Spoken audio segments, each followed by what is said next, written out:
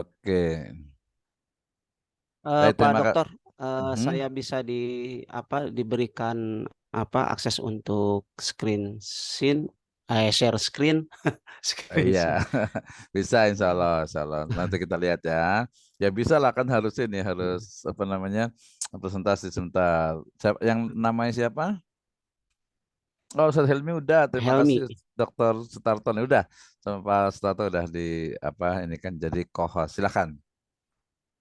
Oh, iya, Ini kayaknya harus bagus oke. ini ya. Baik Pak Nah, Dokter, sebentar silakan, ya. silakan. Baik, jadi Turki sebenarnya juga menurut saya menarik sekali gitu ya, karena dari sisi pemerintahan, siasahnya, kemudian juga dari sisi ekonominya, ya, kemudian dari sisi budayanya, sampai dari sisi keagamaannya, ya, Ah, keagamaannya. Mm-mm. baik. Oke, bisa? Bentar dulu. Ya, ini Oke, sudah kelihatan. sudah. Oke, silakan. Ada benderanya ya. Oke. Silakan Ah, dimulai Ustadz Helmi. baik. Bismillahirrahmanirrahim. Alhamdulillah, wassalatu wassalamu ala rasulillah wa ala alihi wa sahbihi wa mawala. Asyhadu an la ilaha illallah wahdahu la syarikalah wa asyhadu anna Muhammadan abduhu wa rasuluhu amma ba'du.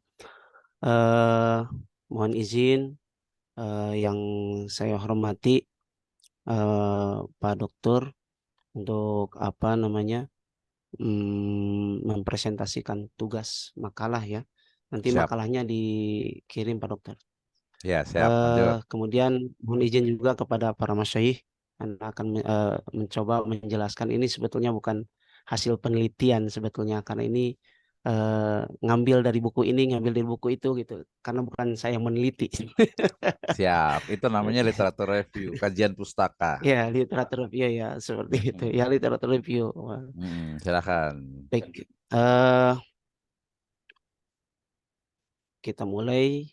Nah, ini adalah eh, sejarah peradaban Islam di Turki Utsmani, atau disebut dengan Hadaratul Islamiyah fi Daulah Aliyah Utsmaniyah, di Hmm. mana Turki Utsmani ini apa eh, bentar dulu Pak Dokter, Oke, silakan. sebentar. Mhm. Ya, berkuasa mulai dari 1299 Masehi sampai 1924 Masehi, atau selama 624 tahun, atau Hmm. selama 6 abad. Mhm. Namanya kalau di dalam bahasa Arab biasanya Daulah Aliyah Utsmaniyah. Mhm. Kemudian bahasa kita biasanya Turki Utsmani, atau orang Barat Mhm. menyebutnya The Ottoman Empire, seperti itu. Kemudian daerah kekuasaannya meliputi Eropa Timur. Kemudian eh, sebentar Pak Dokter, ini Ada petanya nggak? eh, ada bentar.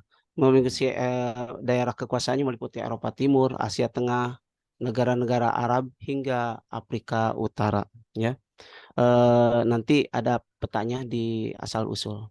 Nah, kita Mhm. akan bahas mengenai eh, orang Turki ini asal usulnya dari mana, seperti itu. Nah, di Mhm. sini ada asal usulnya. Nah, ini petanya udah kelihatan Pak Dokter ya. Sudah kelihatan. Nah, asal usulnya sebetulnya orang bangsa Turki sendiri itu adalah bangsa Turki Oghuz dulu itu, Mhm. di bagian apa namanya Asia Tengah, ya, Mhm. atau di perbatasan antara Mongol. Jadi masih keturunan Mongol gitu ya, keturunan Turkistan dan sebagainya, seperti itu. Kemudian beberapa abad kemudian mereka hijrah ke Anatolia karena Mhm.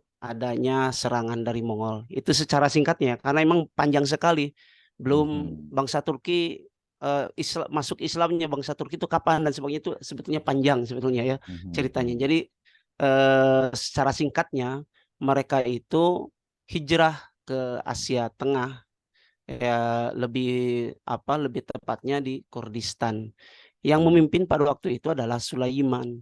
Mhm. Kemudian Sulaiman ini punya anak, belum sebelum sampai ke Anatolia di Kurdistan itu, rombongan yang hijrah itu terkena banjir dan Sulaiman itu meninggal. Kemudian ada dua kubu. Ada kubu yang pertama itu kembali lagi ke tempat mereka semula, yaitu di Asia Tengah. Kemudian kubu yang kedua melanjutkan perjalanan. Nah, kubu yang kedua ini adalah Ertugrul, anak dari Sulaiman. Yang mana yang Ertugrul ini ada juga ininya filmnya seperti itu. Iya, Karena Ertugrul, Pak. Saya asal bacanya usulnya ya. Ertugrul gitu Ya, ya. ditulisnya Ertugrul gitu ya. Iya. Cuman dibacanya itu Ertugrul memang. G-nya hilang ya. Ya. Siap, lanjut. Ya. Lanjut. Kemudian setelah itu, maka dari Ertugrul ini, nah ini ada nih.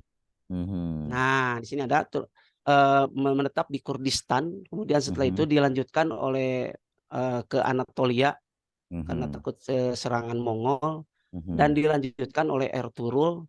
sampai bentar lupa dokter Mhm. ininya itu Mhm. nggak kelihatan. Sebentar. Ih, Oke, kelihatan udah bagus tadi bentar. Ertugrul. Baik. Mhm. Digantikan oleh Ertugrul dan dilanjutkan perjalanan mencapai barat laut Anatolia seperti Mhm. itu. Kemudian selanjutnya, tar dulu. Mhm. Oke. Di tengah perjalanan Ertugrul melihat ada kericuhan-kericuhan atau Mhm. peperangan antara Muslim dan tentara Salib. Maka Mhm. Ertugrul rombongan Ertugrul ini membantu saudara seimannya, saudara semuslimnya.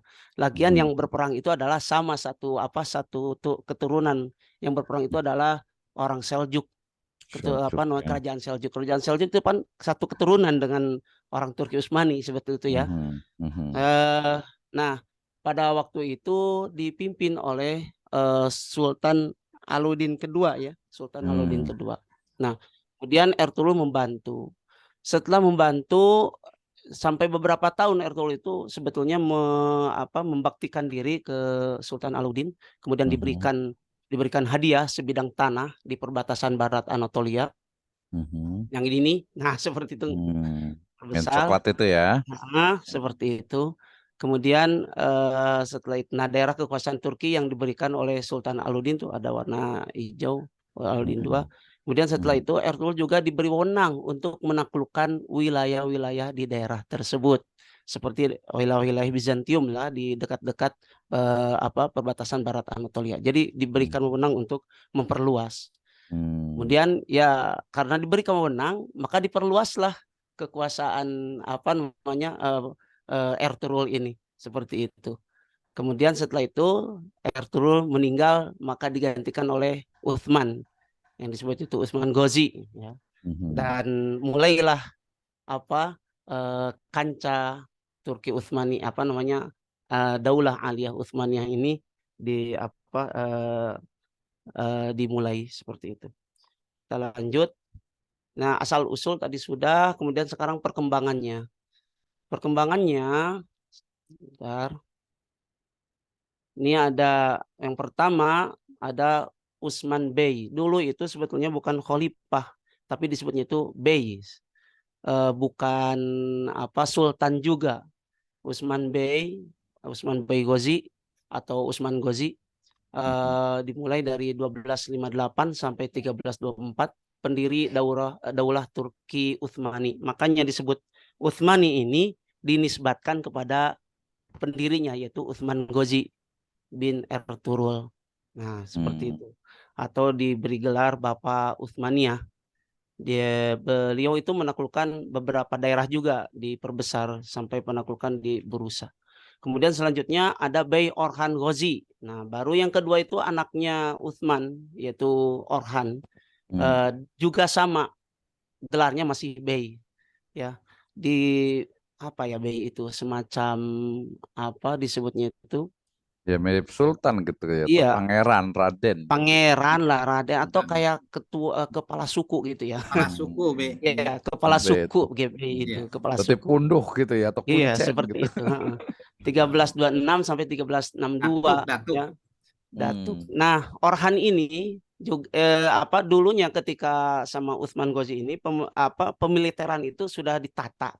Akan tapi sama anaknya Utsman sama Orhan Ghazi ini lebih terorganisir sampai Orhan ini membentuk Jenisari yang terkenal itu prajurit.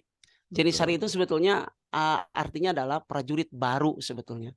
Yang Janisari ini diambil dari anak-anak yatim orang-orang Nasrani. Betul. Ya, semasa perluasan itu banyak sekali anak-anak yatim ya. Kemudian diambil, dididik dan dijadikan prajurit baru seperti itu. Dan bisa menaklukkan sampai ke Kepulauan Balkan. Selanjutnya barulah anaknya Orhan ini dikasih gelar Sultan. Jadi Sultan itu mulainya sebetulnya dari Sultan Murad I, Murad Sultan ya. Murad bin Orhan.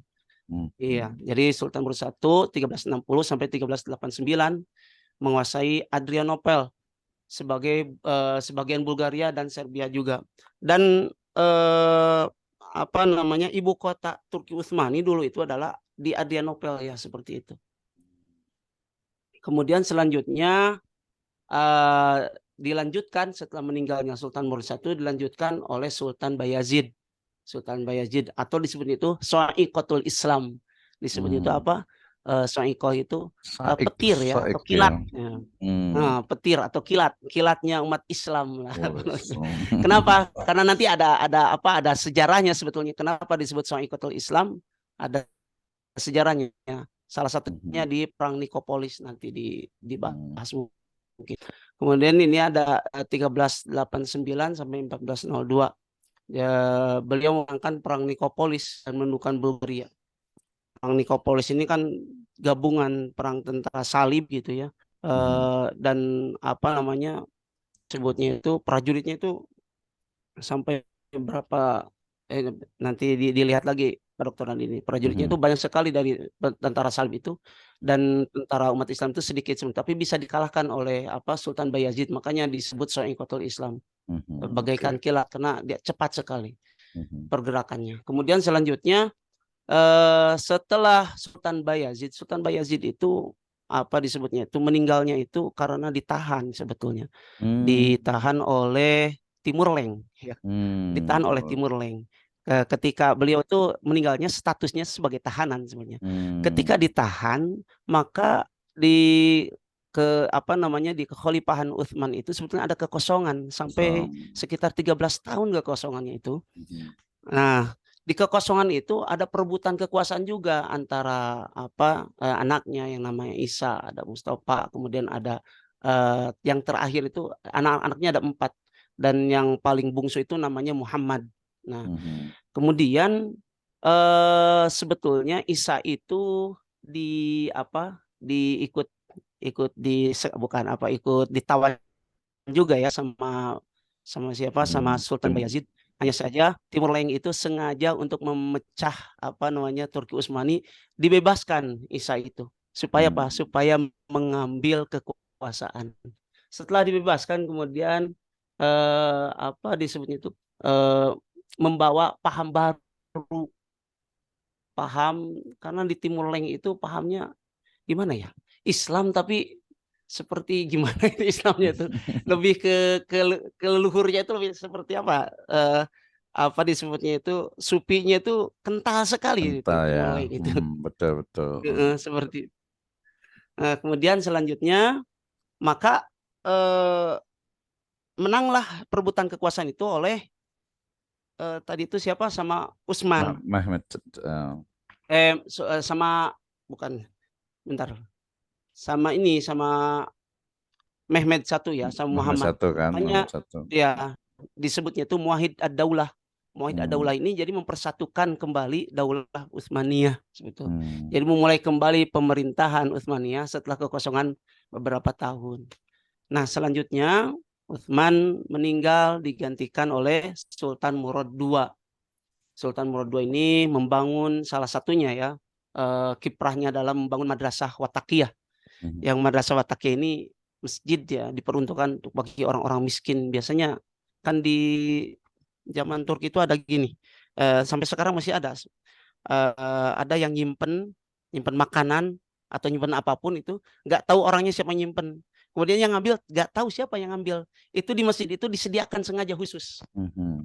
Nah itu apa namanya, sampai sekarang masih ada, sampai sekarang masih ada. Jadi disimpan sengaja gitu makanan yang banyak, kemudian dia udah disimpan, yang nyimpan itu nggak tahu siapa yang nyimpan, kemudian yang ngambil juga nggak tahu siapa yang ngambil seperti untuk menjaga apa keikhlasan yang nyimpan dan untuk Keikhlasan. menjaga apa namanya kehormatan yang ngambil seperti itu. Jadi nggak ada sama-sama yang nggak tahu seperti itu. Mhm. Selanjutnya Sultan Murad II ini meninggal. Nah, kemudian digantikan oleh Sultan Muhammad II Dua. atau disebut dengan Muhammad Al-Fatih Al-Fatih. atau Mehmet the Conqueror gitu ya. Mhm. Bahasa orang ini, orang Ya, baratnya itu. berarti. Mulai dari 1452 sampai 1481, sebagaimana yang terkenal, Muhammad Al-Fatih ini menaklukkan Konstantinopel pada Mhm. usianya yang ke-20 tahun dan menjadikannya ibu kota baru. Jadi Konstantinopel itu dijadikan Istanbul kalau sekarang ya. Dulu itu Mhm. namanya Islambul namanya itu. Mhm. Mhm. Sebetulnya pembukaan Konstantinopel ini dulu pernah sama Sultan Bayazid juga pernah dicoba. Hanya saja karena ada apa namanya, ada tadi itu ada perang Nikopolis dan sebagainya, jadi terhenti seperti itu. Kemudian selanjutnya Sultan Muhammad Al-Fatih meninggal, digantikan oleh Sultan Bayazid II. Setelah Sultan Muhammad Al-Fatih meninggal, maka ada perebutan kekuasaan juga di antara anak-anaknya. Ada antara Sultan Bayazid sama, aduh satu lagi, anak lupa lagi. Mhm. Mhm. Tadi ada intinya ada perebutan. Jadi sampai si adeknya ini, adeknya Sultan Bayazid ini apa meminta perlindungan ke Mesir, ke Mhm. apa Daulah Mamlukiyah seperti Memblok itu. ya. Mhm. Iya seperti itu. Dan ini mulai mulai apa mulai berseterunya dengan Mamluk, karena nanti Daulah Mamluk itu bisa tunduknya sama Turki Utsmani juga sebetulnya. Mhm. Mhm. Kemudian selanjutnya Bayazid II meninggal dan digantikan oleh Sultan Salim. Sultan Salim ini apa ya, eh, bentuk pemerintahannya dia sifatnya itu keras dia ya. Jadi Mhm. seperti tangan besi itu. Mhm. Jadi lawan-lawan politiknya semuanya dikalahkan. Pokoknya Mhm. tidak ada yang berani. Dan satu-satunya sultan itu yang pertama yang hanya memakai kumis saja, tidak memakai jenggot. Itu Sultan Mhm. Salim ya. Eh, Beliau itu menguasai Mesir dan menaklukkan kerajaan Mamluk, kemudian melakukan Serbia dan Bosnia, perang melawan Syiah Safavid, dan pada Sultan Salim juga sebetulnya direkrutnya siapa, Khairuddin Barbarossa itu, Khairuddin Mhm. Barbaros itu Mhm. direkrutnya pada Sultan Salim dan Salah satu. dikembangkan sebetulnya pada anaknya Sultan Salim siapa, Sulaiman Al-Qanuni. Nah ini Kalau Sulaiman konon. Al-Qanuni, ya Sulaiman Al-Qanuni ini orang-orang, bentar dulu, apa orang-orang Barat Mhm. itu menyebutnya itu Sulaiman the Magnificent, ya, Mhm. Sulaiman the Magnificent. Karena pada Sulaiman Al-Qanuni ini memang puncak-puncak kejayaan Turki Utsmani itu pada Sulaiman Al-Qanuni ini. Mhm. Apa namanya? Ya intinya ada perang, salah satunya perang Mohas namanya. Itu perang Mohas hanya terjadi hanya 30 menit kalau nggak salah. Hmm. 30 menit langsung itu kalah semua tentara apa namanya, disebutnya itu Romawi itu, Romawi. Bizantium itu. Seperti itu di perang Mohas itu apa disebut mengerikan sekali perang Mohas itu bagi orang-orang Barat. Itu perkembangannya sampai Turki Utsmani mengalami apa namanya disebutnya itu masa emasnya. Mhm. Setelah Sulaiman Al-Qanuni diganti sama Salim II ya. Salim II itu intinya eh, Sultan pertama yang tidak ikut perang itu Sultan Salim II. Mhm. Dan Sultan Salim II itu dia naik karena sudah apa namanya mengalahkan beberapa eh, apa saingannya, salah satunya eh, Mustafa Mustafa ini adalah anaknya Sulaiman Al-Qanuni, difitnah sampai dihukum mati oleh Sulaiman Al-Qanuni sendiri. Kemudian adiknya Bayazid itu juga sama, dihukum mati oleh Sulaiman Al-Qanuni sendiri karena ulahnya siapa? Sultan Salim. Nah, sebetulnya mulai dari kemunduran dari sana, perebutan kekuasaannya sudah nggak benar. Kemudian apa namanya? Dari mulai ada rencana sebetulnya Sulaiman Al-Qanuni itu mau membuka Wina ya, membuka, nggak jadi. Jadi terhenti ketika Sultan Salim itu intinya tidak mau berperang. Sultan Salim yang kedua itu. Jadi Wina ini nggak jadi dibuka. Maka dari sanalah udah nggak ada tidak ada putuhat ya, bahasa kita tuh namanya putuhat ya. Tidak ada putuhat dan sebagainya. Kemudian maka mengalami kemunduran-kemunduran. Dari sana sultan-sultannya saling berebut kekuasaan. Kemudian setelah itu para perempuan seperti ratu-ratu itu menguasai sekali pemerintahan atau kekhalifahan pada waktu itu. Maka jatuhlah Turki Utsmani.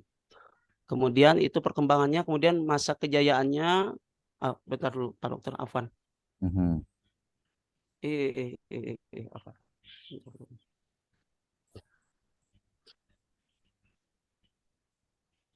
Oke, perkembangannya. Sebentar dulu Pak Dokter. Oke, siap. Menarik nih, ada Pak Mustafa juga tadi ininya ya.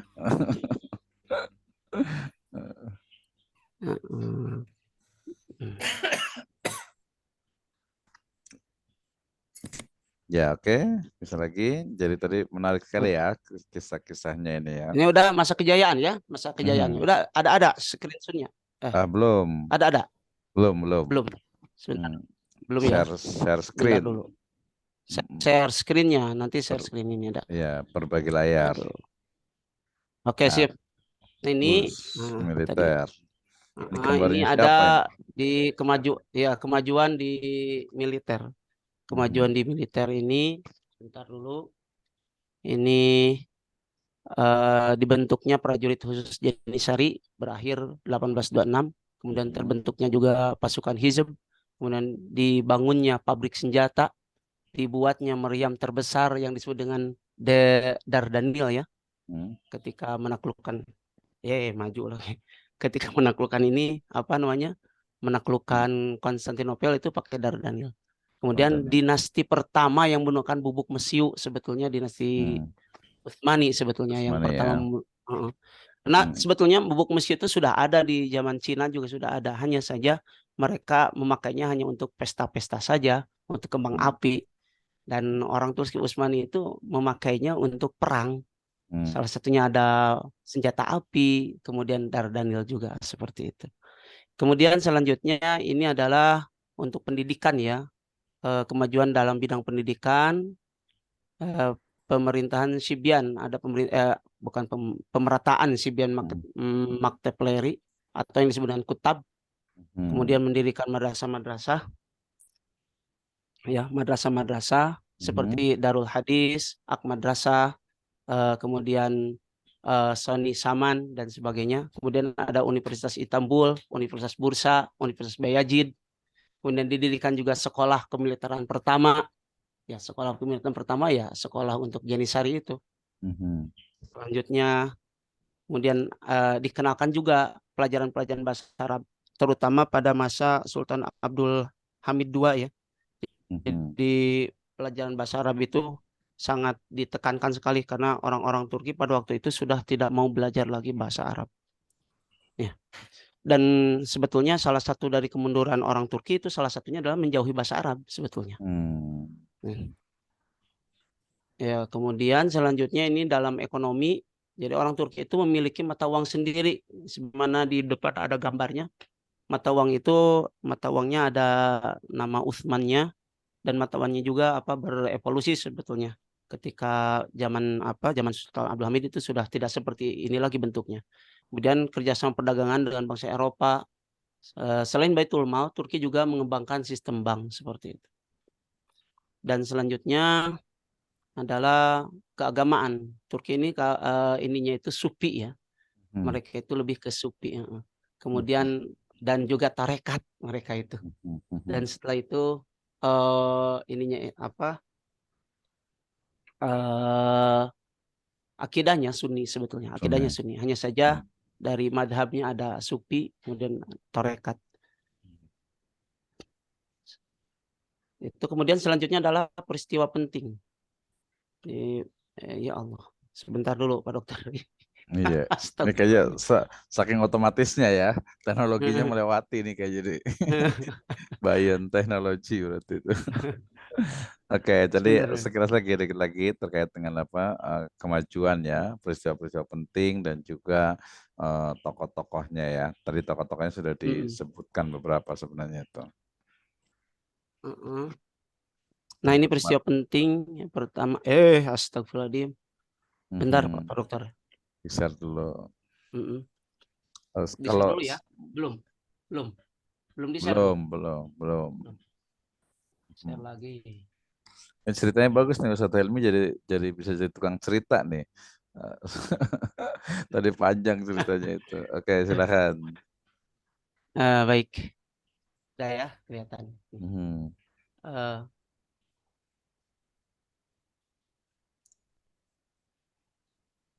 bentar dulu. Ya. Nah di peristiwa penting. Di sini ada apa namanya pembentukan Tussulmani apa namanya tentunya. Kemudian yang kedua Perang Nikopolis 25 September 1396. Kemudian yang ketiga Perang Mohas 29 Agustus 1526. Dan yang terakhir adalah penaklukan Konstantinopel. Ini peristiwa-peristiwa penting yang perlu apa biasanya diabadikan seperti itu. Iya, betul. Selanjutnya selain peristiwa penting ada tokoh penting juga. Salah satunya adalah Khairuddin Barbarossa. Sebetulnya Khairuddin Barbarossa itu dia itu bersaudara sama satu lagi kakaknya sebetulnya. Betul. Dan dia itu bukan orang Turki sebetulnya ya. Bukan orang Turki. Betul. Dia dari apa? Daerah Yunani kalau salah. Kemudian pada waktu itu Khairuddin Barbarossa itu sebetulnya pedagang ya, dia pebisnis. Dia mengembangkan bisnisnya setelah kemudian ketemu sama orang-orang Salibis ya, orang Eropa pada waktu itu terkena serangan. Setelah terkena serangan, maka saudaranya, adiknya itu meninggal. Yang ketiga itu meninggal gara-gara serangan orang Eropa. Maka dari sanalah dia dendam. Dia dendam dan mulailah kancahnya itu di dunia apa? Di dunia kelautan itu. Setelah kejadian Bajak tersebut. laut. Iya, dia dendam sebetulnya, dia dendam. Dan salah satunya dia ini apa namanya? Salah satunya dia menyelamatkan orang-orang Andalus. Orang-orang Andalus yang dibawa ke Turki itu di apa disebutnya itu dievakuasi ya, dievakuasi ke Turki itu melalui ini Khairuddin Barbarossa seperti itu. Kemudian karena kancahnya ini luar biasa, maka dipakailah Khairuddin Barbarossa itu untuk pemerintahan Turki Utsmani. Maka jadilah dia seperti apa panglima perang, panglima kelautannya seperti itu. Seperti itu. Dan sebetulnya bersaudara dengan satu lagi lupa lagi. Dan yang terkenal itu Khairuddin Barbarossa. Sebetulnya film-filmnya banyak sih sebetulnya mengenai apa Khairuddin Barbarossa ada juga ada beberapa film sebetulnya. Dan ini yang yang sama orang Eropa itu disebut dengan pirates ya. Pirates the Caribbean. Itu iya, orang-orang Eropa itu menyebutkannya pirates karena memang dari menurut orang barat Khairuddin Barbarossa itu memang merugikan betul. Karena memang merugikan, memang betul, memang mereka itu adalah pembajak dan sebagainya, memang betul. Hanya saja menurut orang Islam ya mereka itu adalah tokoh penting dan pahlawan menurut orang Islam. Makanya orang Islam tidak ada yang menyebutkannya bajak laut, hanya orang Barat yang menyebutkan bajak laut. Ya, jadi tidak salah sebetulnya orang Barat menyebutkan bajak laut. Perspektif ya. Iya, karena perspektif mereka. Selanjutnya, tokoh penting juga ada Vlad Tepes nih, Pak Dokter ya. Ya, Yang kemarin Pak Dokter sebutkan ini atau disebut dengan Dracula. Sebetulnya ada Dracula sendiri sebetulnya disematkan kepada ayahnya. Ayahnya itu juga sebetulnya namanya Dracula. Kemudian dia cuman ayahnya itu tunduk, sebetulnya dia tuh di kerajaan Aflak ya, atau disebutnya itu Falakiyah. Kalau orang Hmm. Arab orang Barat nyebutnya itu Walasia ya, Walasia. Walasia, betul. Mhm. Kalau bahasa Arab gitu Aflak namanya, Falakiyah. Nah, sebetulnya kerajaan Aflak ini sudah tunduk sebetulnya kepada Turki Utsmani Turki Utsmani. dengan dengan mengirimkan plat tepes sama saudaranya, Duru siapa saudaranya itu. Mhm. Nah, kemudian dikirimkan untuk dididik. Hanya saja kalau yang satunya lagi si saudaranya itu, si Duru kalau nggak salah ya, Mhm. Rudu. Rudu ini dia beriman. Rudu ini masuk Islam dan Mhm. setia kepada Turki kekhalifahan. Utsmani. Mhm. Sementara kepada Turki Utsmani. Sementara plat tepes dia hasud. Dia kembali ke ke kerajaannya. Kemudian dia mengambil alih kerajaannya.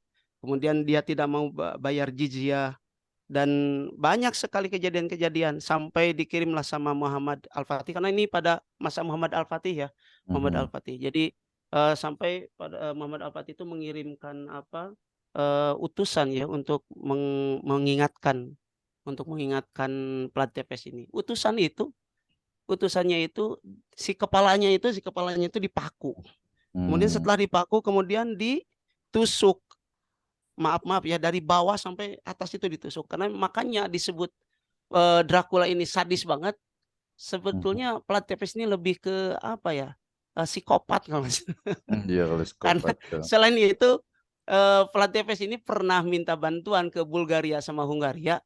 Mereka nggak mau memberi bantuan karena memang sudah tidak mau berurusan lagi dengan Turki Utsmani. Bulgaria sama Hungaria itu memang Hmm. udah dalam keadaan melemah mereka itu, Mhm. dan mereka balas dendam kepada Bulgaria dan Hungaria itu. Jadi orang Hmm. Bulgaria itu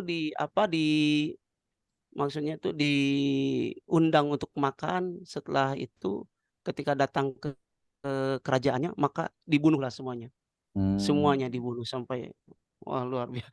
Ini ceritanya panjang sekali Plat Tepes ini. Sampai kan Mhm. ketika sampai si Plat Tepes ini kabur, datang Muhammad Al-Fatih kemudian kabur dan sebagainya, sampai di kerajaannya itu bau sekali, bau busuk. Mhm. Jadi si kepala-kepala semuanya itu, orang-orang itu semuanya ditusuk, yang yang utusan dari Turki Utsmani, kemudian yang sebenarnya dua kali, yang kedua itu adalah membawa pasukan, hanya pasukannya kecil. Kemudian ketahuan sama Plat Tepes, kemudian semuanya juga sama. Mhm. Semua berakhir dengan tragis. Tragis. Maka dari kisah itulah mungkin ada bahasa Dracula sang penghisap darah. Mhm. Mhm. Sebetulnya Dracula ini ya matinya akhirnya di tangan eee, pasukan Muhammad Al-Fatih. Selanjutnya yang ketiga ada Khalifah Abdul Hamid, karena tadi tidak disebutkan ya. Abdul Khalifah Hamid Abdul Hamid Tuha. ini Mhm. Abdul Hamid II. Khalifah Abdul Hamid ini tokoh penting karena Khalifah Abdul Hamid ini yang berusaha untuk menyatukan. Jadi kalau ya saya pribadi ya membaca mengenai Khalifah Abdul Hamid, mengapa ya sedih gitu. Jadi Hmm. memang keadaannya memang sudah gak mungkin kan, tapi beliau itu luar biasa ya untuk menyatukan bangsa-bangsa Arab, menyatukan kekhalifahan ini, walaupun tetap saja dikhianati seperti itu. Sampai Mhm. kan Khalifah Abdul Hamid itu digelarinya itu khalifah yang dicintai Rasul. Hmm. Dicintai Rasul gara-gara apa? Gara-gara memang khalifah itu ada amalan tersembunyi untuk Mhm. beristighfar gitu ya. Mhm. Beristighfar itu sampai 100 kali atau lupa lagi. Kemudian setelah itu suatu malam kurang istighfarnya. Kemudian Mhm. ada pengemis yang datang. Pengemis dia itu pengemis itu bermimpi bertemu dengan Rasul. Dan pengemis itu ya orang miskin lah, miskin. Mhm. Orang miskin kemudian berdoa kepada Allah, ya Allah, eee, ya tunjukkanlah gitu kekuasaanmu. Saya ingin rizki dan sebagainya seperti itu mungkin ya. Kemudian Mhm. bermimpi bertemu dengan Rasul. Ketika bertemu dengan Rasul, dia mimpinya apa? Datanglah ke khalifah, kemudian katakan kepada khalifah bahwa sampaikan salam saya ke khalifah. Kemudian selanjutnya yang kedua, sebutkan bahwa istighfarnya kurang 1 kali. Hmm. Maka si orang miskin itu datang ke Khalifah Abdul Hamid, kemudian setelah datang, menyampaikan hal tersebut, disampaikan bahwa dia itu bermimpi bertemu Mhm. dengan Rasul. "Bagaimana saya bisa percaya bahwa kamu bermimpi dengan Rasul? Saya ingin menyampaikan bahwa, istighfar Anda, apa namanya, kurang 1 kali." Nah, baru percaya, dikasihlah hadiah dan sebagainya.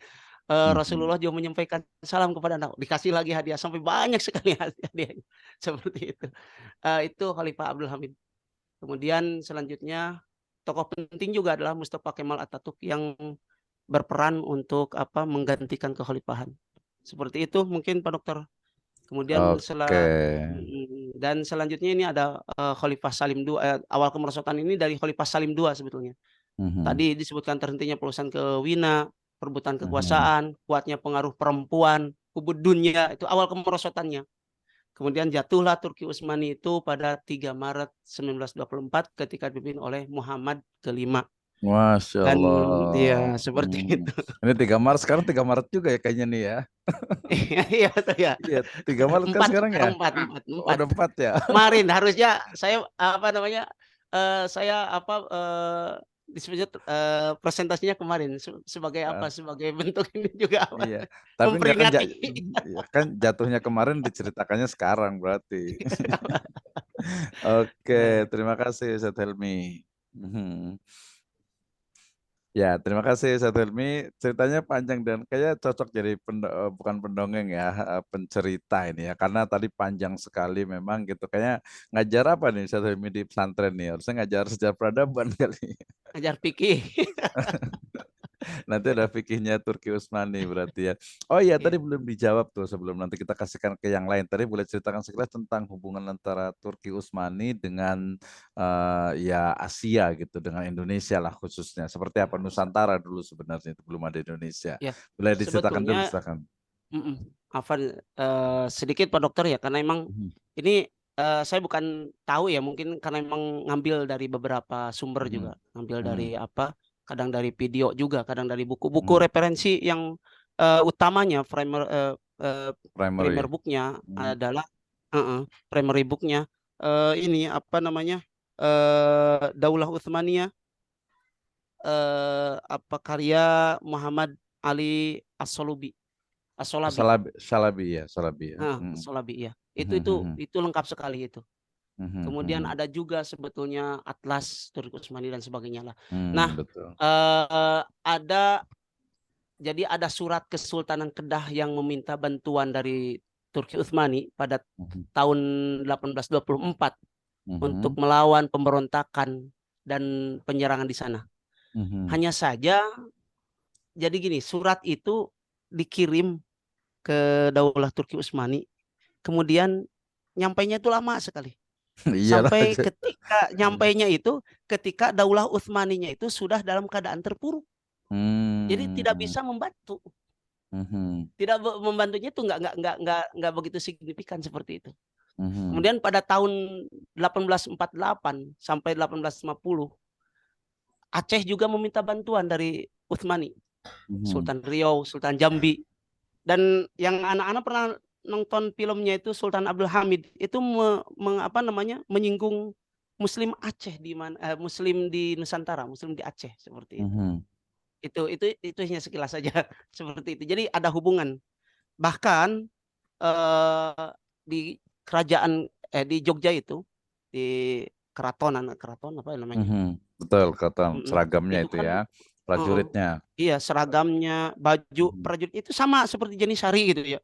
Kemudian Mhm. lambangnya sama dengan lambang Yogyakarta gitu ya. Mhm. Kemudian siapa namanya itu, Pangeran Diponegoro itu memang mengambil jadi apa, sistem kemiliteran Pangeran Diponegoro itu mengambilnya ke Turki Utsmani seperti itu. Contohnya apa nih istilah yang digunakan Ya Pangeran istilahnya Diponegoro? seperti aduh, anak pernah lupa lagi. Anak pernah dengar itu apa ya, seperti ini saja, apa ya, pasukan-pasukannya kayak Janisari itu apa namanya? Mhm. Namanya itu Panglimanya. Mhm. panglimanya itu ada Panglimanya apa? apa gelarnya gitu, gelar panglimanya Ya, gitu. lupa lagi Pak Dokter. Apaan? Pokoknya itu seperti itu ya. Pak Mustafa tahu nih kayaknya. Apa Pak Iya Pak Mustafa Dokter. namanya? Iya, Pasa, tapi Iya disebutnya Fasa, Basa. Fasa. Heeh. Karena di Ah, ini Apa di Panglima betul. Turki Basa? juga ada Pasha Hmm. juga ya. Heeh, Pasha. Untuk Hmm. apa gubernur-gubernur itu panglima-panglima Hmm. itu namanya Pasha. Pasha Dan ya. di Yogyakarta juga sama seperti itu. Hmm. Apa nama dokter? Oke, terima kasih ya. Ini menarik sekali, nggak ada habisnya nih ya. Jadi memang karena tadi sejarahnya itu sangat panjang gitu, sehingga memang ya wajar 6 abad gitu ya. Kemudian itu pengaruhnya yakin pasti ada gitu di dunia yang lainnya gitu. Oke, sebagai Dan ini Pak present. Dokter satu lagi Pak Dokter ya. Mhm. Ini sebetulnya jadi memang ikhtilaf, bukan ikhtilaf ya. Jadi maksudnya itu jadi kontroversi ya, kontroversi. Mhm. Mhm. Jadi salah satu eh, penyebab runtuhnya Turki Utsmani salah satunya adalah pengkhianatan bangsa Arab, Mhm. pengkhianatan Oh bangsa ya, Arab. tadi gimana? Iya, Hubungannya iya. gimana? Itu pada waktu itu karena memang di Arab itu ya dijanjikan Lebih sebuah spesifik, Arabnya di mana nih? Arab itu kan luas, spesifik. mm-mm. Arabnya Arab Sebetulnya mana nih? negara Arab itu kan nggak ke Saudi karena belum terbentuk Saudi itu pada waktu itu. Iya betul. Jadi maksudnya Mm. Arabnya itu Jadi Pak. Hmm. Seperti Yordan kan melepaskan diri dari Turki Utsmani. Usmani betul. Mm-mm. Hmm. Gara-gara ada ini siapa si Lawrence Lawrence Hmm. the Arabic Lawrence the Arabia itu si Lawrence itu kan orang Inggris. Kemudian dia Hmm. dikirim untuk memecah belah dan di orang Yordania itu salah satu disebutnya wasilah kemerdekaannya dari Turki Utsmani adalah Rolanda Arabia. Oke, itu Kemudian Yordan ya. selanjutnya kemudian sampai ada filmnya ya. Ada Iya film betul Rolanda ada. Arabia. Mhm, Ada mhm, filmnya. Kemudian jangan kan gitu. Karena belum ada Saudi ya. mhm. Mekah Madinah. Jadi Hijaz ya kalau nggak salah. Hijaz itu kan Hijaz betul. melepaskan diri juga dari Turki Utsmani. Dan ada salah satu tokohnya itu Allah musta'an. Anak lupa lagi. Ya Allah, astagfirullah. Dia Hmm. itu diiming-imingi kerajaan sebetulnya. Dia Hmm. diiming-imingi dia bisa menguasai Mekah dan Madinah kalau bisa melepaskan diri dari Turki seperti itu. Hmm. Dan dia melepaskan diri seperti itu. Mhm. Dan pada Perang Dunia Pertama juga kan yang kedua adalah sebabnya adalah Perang Dunia Pertama ya. Perang Dunia Mhm. Pertama juga karena Turki memilih blok Jerman ya. Iya Jadi ke sana. kalah juga Betul kalah seperti itu. juga. Yang jadi masalah itu, banyak sekali yang menentang bahwa Arab Saudi itu Mhm. tidak berkhianat kepada Turki Utsmani Mhm. sebetulnya. Mhm. Karena memang Turki Utsmani lah yang semena-mena kepada bangsa Arab. Hmm. Ketika dipimpin sama Turki Utsmani itu banyak sekali disebutnya itu penindasan terhadap orang Arab, kata orang Arab seperti itu. Mhm. Kemudian banyak sekali kebid'ahan karena orang Turki itu kan Sufi.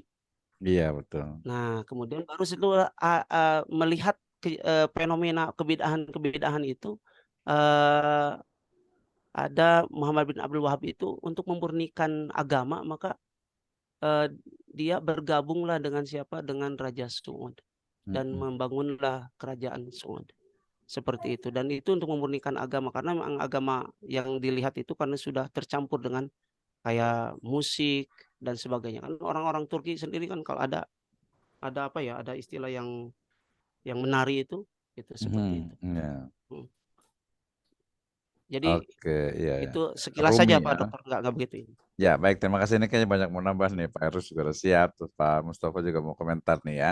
Jadi tadi memang hubungannya itu sangat erat dan yang paling penting saya tekannya adalah begini, bahwa ketika kita memang membaca sebuah sejarah itu sering sekali ya yang paling mudah itu adalah ya dari buku yang sudah ada gitu ya. Padahal buku itu adalah sebuah hasil penelitian. Nah, sehingga nanti di level master tentu saja gitu ya. Seharusnya memang lebih detail gitu ya, lebih detail dan juga ya kalau perlu tadi dari primary resource gitu ya. Jadi betul-betul tadi misalnya cerita tentang apa flight test misalnya gitu kan. Nah, itu juga harus betul-betul riset itu lebih mendalam kan kita hanya mendapatkan satu ini saja satu versi ataupun riset yang sudah jadi termasuk juga Turki Utsmani. Tadi saya mau kasih tantangan Ustaz Helmi bikin artikel nggak usah banyak-banyak 12 halaman aja terkait dengan hubungan antara Indonesia dengan Indonesia ya. Nusantara lah salah satu dari kerajaan yang ada di sini dengan Turki Utsmani gitu. 12 halaman saja itu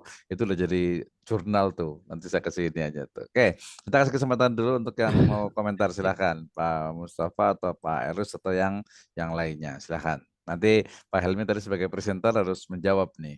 Ya, silakan. Siapa yang mau komentar dulu? Pak Mustafa silakan. Terkait dengan fokus ke Turki Utsmani ya. Mungkin tadi beberapa kemajuan tadi ada Mektab apa Sibian Mektab gitu ya. Itu juga menarik sebenarnya itu. Oke, silakan ada yang mau bertanya, ada yang mau berkomentar? Kak Mustafa Iya, mau komentar silakan.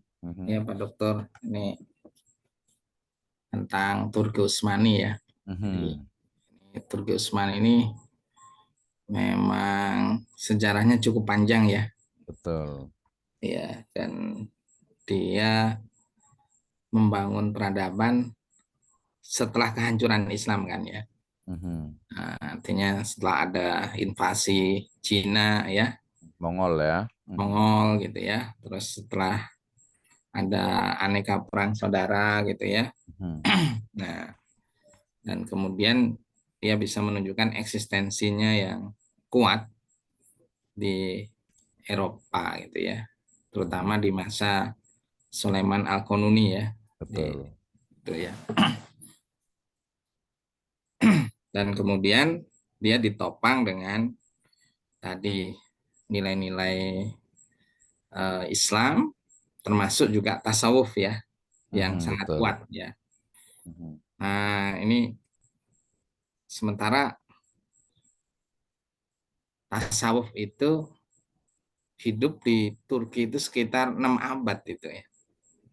Cukup lama sekali ya.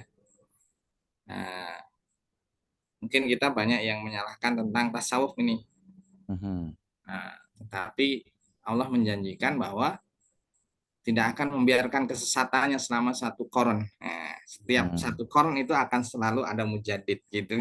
Mujadidul dinah gitu ya, akan selalu memperbaiki agama. Artinya kalau Allah membiarkan selama kurun waktu yang panjang, nah jadi kita juga harus melihat sisi positifnya. Ternyata ini luar biasa memberikan peran baru di dalam peradaban Islam, termasuk di dalam memberikan semangat dalam jihad ya, dan dia adalah benteng Islam ya dari sisi Eropa kan, dari sisi Eropa gitu ya. Ya itu mungkin Pak Dokter. Oke, menarik sekali. Tadi sebenarnya belum dibahas juga nih tentang apa model dari apa tasawuf yang ada di Turki Utsmani sehingga terkenal dengan apa Rumi, ya, tarian Rumi dan lain sebagainya. Sebenarnya sampai sekarang juga muncul gitu. Tadi belum dibahas juga tentang madhab Hanafi yang juga mendominasi nih keagamaan yang ada di Turki Utsmani gitu ya. Kemudian juga ya kalau kita nggak paham ya dia budayanya itu berbeda dengan Arab tentu saja karena memang mereka bukan orang Arab gitu ya.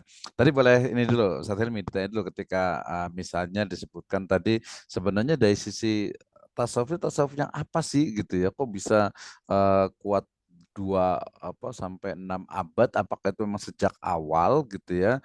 Terus juga tadi tokoh-tokohnya kemudian seperti apa sih sebenarnya, padahal kalau kita tahu beberapa, misalnya ada beberapa tadi kan tasawuf memang ada yang sifatnya mungkin ekstrim sehingga mereka bahkan meninggalkan dunia gitu ya. Kemudian juga tadi kalau yang literatur yang saya baca itu justru malah perkembangan tasawuf ini dia semakin kuat itu justru malah setelah kehancurannya ketika Mustafa Kemal Atatürk itu berkuasa, kemudian agama itu sudah tidak ada lagi di level kekuasaan, akhirnya justru itu semakin berkembang tasawuf itu. Silakan Ustaz Helmi tentang tasawuf dan satu lagi tentang fikihnya. Kenapa Hanafi di sana? Silakan. Eh, Baik Pak Dokter. Ini hanya ini saja ya. Jadi Ya.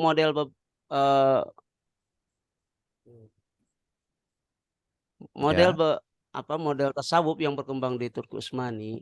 Jadi ada tasawuf Sunni ya. Tasawuf Sunni ini ya tasawuf yang dikembangkan oleh Syekh Jalaluddin Rumi ya dan Syekh Ahmad Yasefi. Ahmad Yosef gitu ya, Ahmad Yusuf kalau kita. Model ini kemudian selanjutnya yang kedua ada model tasawuf Bekatsi ya. Tasawuf Bekatsi. Jadi tasawuf yang hakikat, makrifat dan itu seperti itu. Ini berabad pada berkembang pada abad ke-16 sebetulnya gerakan ini. Dan Itu selanjutnya model tasawuf ini Naksabandi itu sebetulnya dari sana. Naksabandi kayak tarekat Naksabandi ya. Sebetulnya itu tasawuf yang Naksabandi itu pada mulanya berkembang itu pada masa Timur Leng sebetulnya. Kemudian karena tadi ada jadi ada yang membawa ajaran-ajaran ke Turki Utsmani itu. Jadi Naksabandi dan begitu juga dengan dengan tasawuf yang lain tasawuf Mevlevi ya seperti itu. Itu mungkin yang di ini. Oke, sepertinya ada ini ya, ada ikatan akar yang kuat dengan budaya, terutama budaya tadi di Asia Tengah dan juga kulturnya gitu ya. Kira-kira apa tuh yang kekhasan dari amalan mereka itu apa sih yang memang punya akar kuat di budaya terutama Turki Utsmani itu? Apa kira-kira Ustaz Helmi? Budaya yang kuat gitu ya. Iya, artinya apakah kalau dari ya silakan. ya gimana Pak Dokter? Iya, apakah mungkin dari sisi mungkin tadi kan yang terkenal itu dengan tarian atau mungkin juga dengan zikir atau mungkin dengan penyucian jiwa atau mungkin juga memang sisi spiritual mereka itu seperti itu tanpa meninggalkan tadi peperangan, tanpa meninggalkan juga sosial dan sebagainya. Kebetulan saya juga baru menyelesaikan juga nih satu buku tentang akhlak tasawuf ini. Saya nulis tasawuf di era digital gitu ya. Nah itu tasawuf itu yang seperti apa nih tasawuf digital gitu ya. Udah selesai nanti terbit insya Allah nih di book chapter. Jadi pertanyaan tadi itu seperti apa? Akal maksudnya itu apakah mereka itu mungkin Wallahu kalau alam sih Pak Dokter. Karena kalau yang Anda tahu itu di Turki ini salah satunya Muhammad Al-Fatih juga menyenanginya itu ya seni-seni gitu kan. Senang itu seni apa tuh? seni-seni musik seperti itu. Ya Iya, di sana itu ya yang jadi itu tuh musik, tari seperti itu. ya gitu Tapi ya. tarinya itu tari memang bukan tari memang erotis seperti itu. Kalau kemarin di Andalusia itu kan dia terkenal dengan ya mereka juga punya musik juga ya di Andalusia itu ya. Nah, kemudian juga tadi di Turki juga ada juga tapi kan dia masing-masing Jadi berbeda gitu. sebetulnya ini Pak Dokter terpengaruhi oleh kebudayaan Bizantium sebetulnya. Ada ini Bizantiumnya ya. Iya, Bukan ada bukan bukan dari kalau kalau yang Mhm. tasawufnya itu karena memang mengakar dari Asia Tengahnya. Hmm. Kemudian ada ya seperti senang musik dan sebagainya itu terpengaruh dari budaya-budaya Bizantium sebetulnya. Eropa berarti dalam hal ini ya kayaknya ya Iya, sepertinya ya. seperti itu. Karena Hmm.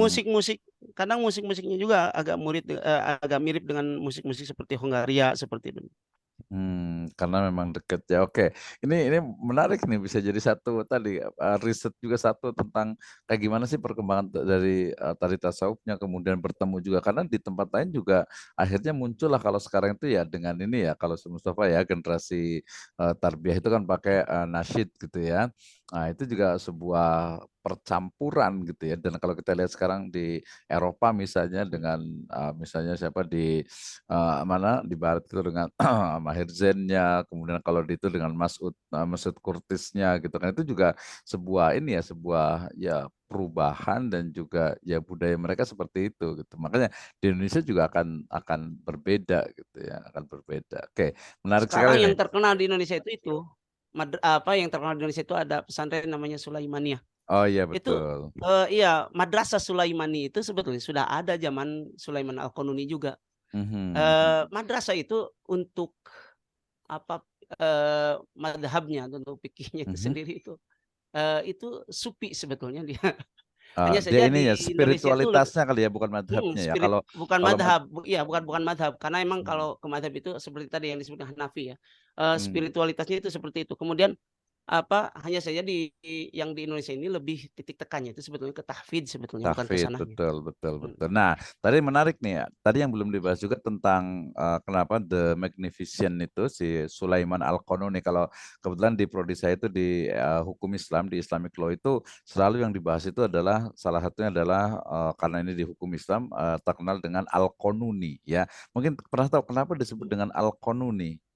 Konun gitu ya Iya, di itu karena gini, karena pada zaman Sulaiman Al-Qanuni, itu perundang-undangan itu sangat sempurna. Semuanya dibikin perundang-undangan, makanya disebut Al-Qanuni. Qanun itu kan perundang-undangan.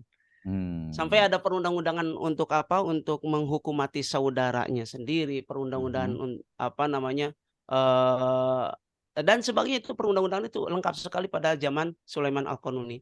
Kalau Sulaiman the Magnificent itu karena memang ada perang Mohas tadi. Hanya mhm. sekitar 30 menit itu, nggak sampai beberapa hari itu. Mhm. Habis semua tentara apa, Bizantium itu. Insentifnya. Oke, terima kasih. Jadi kalau tambahan dari saya terkait dengan Al-Qanuni tadi bukan hanya lengkap dengan peraturannya, tapi justru Sulaiman Al-Qanuni itu dia menjadikan hukum itu menjadi bukan lagi dia sifatnya itu multi untuk apa namanya dari sisi hukumnya itu ya, tetapi dia sudah apa semacam unilateral gitu ya. Jadi dia penggabungan dari seluruh madhab yang ada itu harus mengikuti satu aturan dari pemerintah, yaitu dengan konteksnya itu Hanafi, sehingga ada banyak hal, bukan sedikit ya, banyak hal yang memang akan berbeda ya dengan apalagi di Indonesia atau di wilayah Asia Tenggara ini. Jadi kenapa disebut Al-Qanuni ya, bukan hanya menciptakan peraturan perundang-undangan, tetapi seluruh aturan madhab yang ada itu dijadikan satu aturan yang disebut dengan taknin, yang harus tunduk patuh kepada aturan itu. Jadi ketika misalnya seseorang itu Syafi'i tetapi kemudian ditinggal di Turki, maka dia harus tunduk patuh kepada madhabnya Hanafi, Iya. seperti itu. Iya, maksudnya apa, madhab itu madhab sama yang Mhm, lainnya, apa, mhm. jadi madhab negara gitu. Jadi Madhab negara, madhab betul, betul. jadi madhab apa, Mhm, mhm. disebutnya itu, eee, astagfirullahaladzim, madhab astagfirullahaladzim. Apa, Ya ya, apaan apaan. pokoknya madhab Jadi negara lah ya. Mhm. madhab negara, nah Ya seperti itu. Jadi, tapi ya betul betul. Tapi kok sampai gini, kenapa, mhm, sampai ini ada cerita menarik Sulaiman Al-Qanuni itu, karena mhm, segala sesuatunya itu harus sesuai dengan aturan dan sebagainya mhm, dan sesuai fatwa. Qanunnya itu juga berdasarkan fatwa dari para ulama-ulamanya juga. mhm. Suatu ketika ada banyak sekali semut-semut itu di pohon. Semut-semut di pohon itu sampai dia mengganggu, apa namanya, eee, apa disebutnya itu, ada sebuah pohon, kalau kalau nggak salah itu, ini ceritanya kurang kurang kurang, Mhm, jadi mhm, lupa lagi ceritanya. Hanya sampai, eee, Sulaiman Al-Qanuni itu mau membunuh semut-semut itu, minta dulu fatwa kepada ini, kepada siapa, kepada para ulamanya. Jadi minta muftinya dulu gitu ya? fatwa, Mhm, pada muftinya, minta dulu fatwa. Baru dia setelah ada fatwanya baru dibunuh tuh semut seperti itu. mmm, Hanya ini apa namanya, mengenai semut saja. Jadi, mhm, jadi luar biasa Sulaiman Al-Qanuni. Ya, betul Dan betul. meninggalnya itu ada surat ya, surat. Jadi suratnya itu intinya suratnya itu jadi apa yang dia kerjakan. Dia itu tidak terlepas dari ya bermusyawarah dengan para mufti. Maka saya sudah berlepas tangan ketika nanti ditanya oleh Allah Subhanahu wa taala. Itu ada di mana? Di petinya itu. Oke, Seperti ya itu. luar biasa sekali. Jadi kalau dalam teori perundang-undangan, ya teori legislasi itu tadi disebut al-qanuni karena memang menjadikan satu aturan yang berlaku di sebuah negara. Jadi tidak ada aturan yang lainnya gitu ya. Sama seperti itu nanti disebut dengan teori kepastian hukum, ya di mana hukum itu berlaku untuk seluruh warga negara dengan aturan yang satu, tidak ada B tetapi hanya ada aturan A saja. Oke, Pak Yunus mungkin mau bertanya nih, silakan. Ada mau komentar tentang ini? Silakan. Ya, terima kasih Pak Dokter, terima kasih Ustadz Helmi, luar biasa ini malam ini. Kedua narasumber kita menyampaikan materinya dengan sangat baik begitu. Kalau saya melihat dari misalnya pemahaman Sufi tadi, bahwa memang Islam tidak tidak mematikan hal-hal yang baik yang ada di sebuah tempat, bahkan mengembangkannya. Ini menjadi salah satu pemikiran saya. Memang Islam tidak mematikan potensi-potensi yang ada selama itu tidak mensyirikkan Allah begitu. Yang keduanya, di dalam sejarah peradaban Islam, kedekatan penguasa dengan para ulama, kedekatan penguasa dengan Quran ya, dengan Sunnah, itu menyebabkan peradabannya maju dan bertahan cukup lama, kuat begitu. Tapi manakala jauh dengan ulama, jauh dengan Quran dan Sunnah, maka mulailah terjadi al-wahn tadi ya. Jadi memang ini harus kita ambil pelajaran dari setiap peradaban yang Islam yang luar biasa ya, yang tidak bisa disamai oleh peradaban dunia yang lainnya begitu. Ya, tapi memang seperti yang sampaikan Ustaz Mustafa tadi, harus optimis memang selalu ada mujadid ya. Peruntuhan di Andalusia tidak lama kita sekian puluh tahun kemudian menaklukkan Konstantinopel. Itu mungkin yang saya tangkap dari yang disampaikan pada malam ini. Terus satu lagi pertanyaan mungkin, semenjak kapan gelar Khalifahan Turki Utsmani yang sebelumnya misalnya ada Bey, Utsman Bey misalnya, terus Orhan Bey, terus setelah itu ada Sultan. Nah, resminya disebut kekhalifahan itu mulai kesultanan siapa gitu? Disebut khalifah berarti kan penguasa Islam ya seluruh dunia kalau khalifah. Mungkin itu aja Pak Dokter sama saya. Oke, silakan Ustaz Helmi. Jadi tadi sultan, kesultanan kok jadi kekhilafahan gitu ya. Sejak kapan tuh? Silakan Ustaz Helmi, boleh dijawab.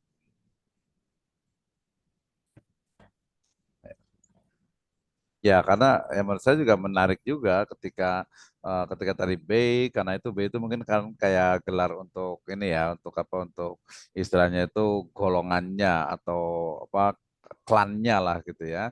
Kemudian berubah menjadi sultan gitu kan. Baik, sebetulnya Pak Dokter, untuk kekhalifahan sendiri, kekhalifahan sendiri, semenjak Utsman Ghazi itu beliau itu memproklamirkan diri bahwa dia Utsmani ini adalah khalifah, seperti itu, kekhalifahan. Sementara untuk sultan sendiri ya mulainya dari Sultan Murad I, seperti itu. Mulainya dari Sultan Murad I. Sementara yang lainnya itu Bey, karena memang pada waktu itu selain kekuasaannya ini masih terbatas, nggak begitu besar gitu ya. Maka pas Sultan Murad I itu udah mulai meluas, maka dia digelari sebagai sultan. Walau alam sih seperti itu. Hanya saja yang saya ini dari awal pertama Utsman Ghazi itu juga sudah memproklamirkan. Kemudian untuk sultan sendiri mulai dari Sultan Murad I. Seperti itu. Oke, terima kasih Ustaz Helmi ya. Wallahualamnya. Ya, sudah cukup bagus sih, betul memang artinya istilah kesultanan kemudian istilah kekhalifahan itu dia muncul ketika memang wilayah yang lainnya itu sudah ditaklukkan dan tidak ada lagi kekhilafahan, artinya tidak ada kekuasaan lagi Islam di wilayah yang lainnya sehingga kemudian memproklamirkan sebagai ya pemimpin ya apa atau khilafah dari seluruh dunia yang ada umat Islam ada waktu itu. Kalaupun ada yang kecil-kecil itu kan biasa berada di bawahnya. Termasuk juga tadi yang kita sebut dengan Aceh itu juga menyebutkan juga dalam beberapa referensi itu bagian dari Turki Utsmani gitu sehingga kemudian menjadi wilayah tertentu. Makanya tadi kalau di Muna itu mereka yang Khamis ini kok kayaknya mengatakan kayaknya bukan Khamis yang bukan setelah Khulafaur Rasyidin tapi kekuasaan wilayah kelima nih dari yang ada di Indonesia ini yang mengakui dari kekhalifahan dari Utsmaniyah ini. Oke, terima kasih. Ini cukup banyak, tapi waktu kita sudah lewat ya, sudah terbatas. Terima kasih untuk Ustadz Helmi. Saya matikan ini dulu rekod